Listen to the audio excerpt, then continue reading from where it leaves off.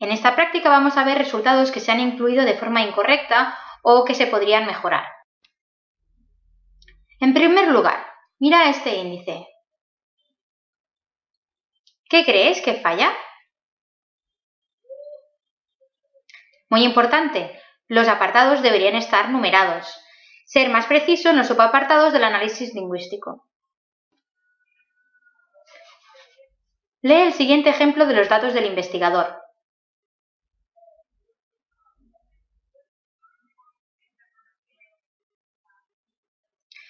Faltan los datos de contacto, las titulaciones, las asociaciones, la especialidad, el colegio, etc. Además, el objeto se debe incluir en un nuevo párrafo de un nuevo apartado. Lee el siguiente ejemplo número 2.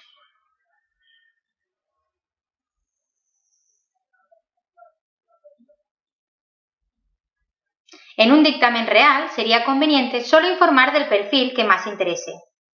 Además, uno no pertenece al colegiado, sino que es colegiado con número tal.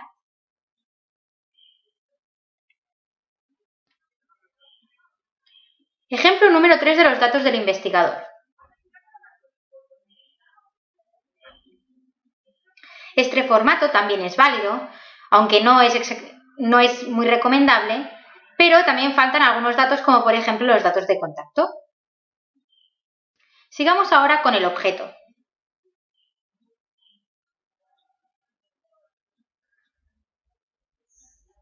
Este objeto no es objetivo, válgase la redundancia. No se debe realizar un informe para determinar si existe similitud entre los signos de la marca del actor y la demandada. Simplemente tenemos que decir que se realiza una comparación entre ambas marcas. ¿Qué sucede con el siguiente objeto?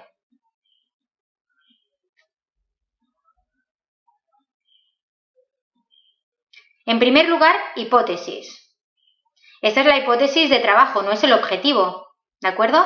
El objetivo, en este caso, si tenemos en cuenta que quiere decir que los textos en cuestión no han sido elaborados independientemente, estamos haciendo un objetivo subjetivo, ¿sí? Está condicionado por lo que esperamos ver. Seguimos con el apartado de material analizado. La terminología supuesto no es la más adecuada, deberíamos decir material 1 o marca 2 y en ningún caso decir marca plagiada. No es imparcial. Sigamos, por ejemplo, con el software analizado. El software usado, Copycat Goal y Copycat Investigator, son, por ejemplo, programas que se utilizan en plagio. En este caso deberías decir que los creadores de estos programas, además de explicarlos un poco mejor.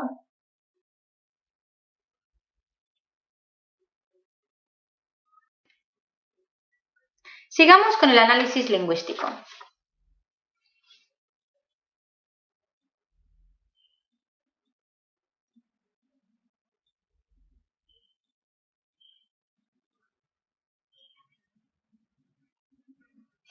En este caso podemos observar que el autor sí que ha tendido a realzar aquellos resultados que más le parecen más relevantes, pero vemos que el texto es muy denso. ¿Cómo podríamos mejorarlo? Podríamos hacer subapartados, podríamos resumir la información en tablas o gráficos, etc.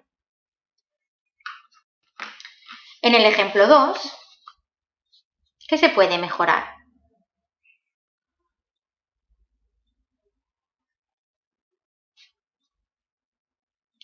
En este caso, las variables analizadas son totalmente idóneas, pero faltan ejemplos para que el juez, sin leerse la novela, sea capaz de corroborar lo que se expone.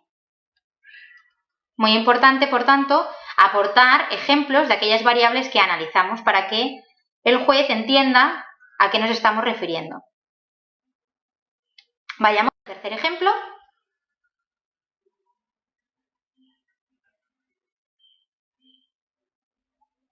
¿Cuál sería el problema en el análisis? En que no debemos hacer únicamente descripciones, sino que debemos hacer comparaciones. ¿Qué se observa en HD1 en este caso y qué se observa en HI? Y realizar una comparación después de la descripción. Sigamos. Ahora vamos un poco a los gráficos y las tablas. ¿Qué sucede?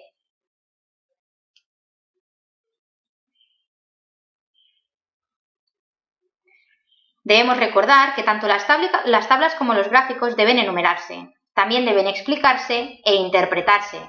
No únicamente debemos incrustarlas en el texto, sino que se deben de explicar e interpretar.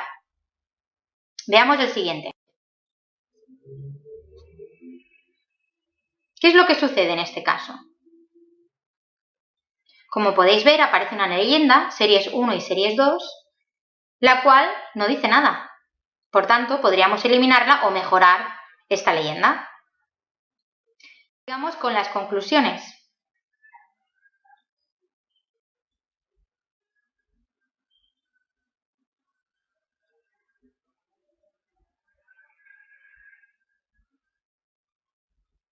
En este caso, las conclusiones son mejorables en el sentido de que es recomendable no expresarla como puntos. Este formato es más propio de las consideraciones o de las preconclusiones.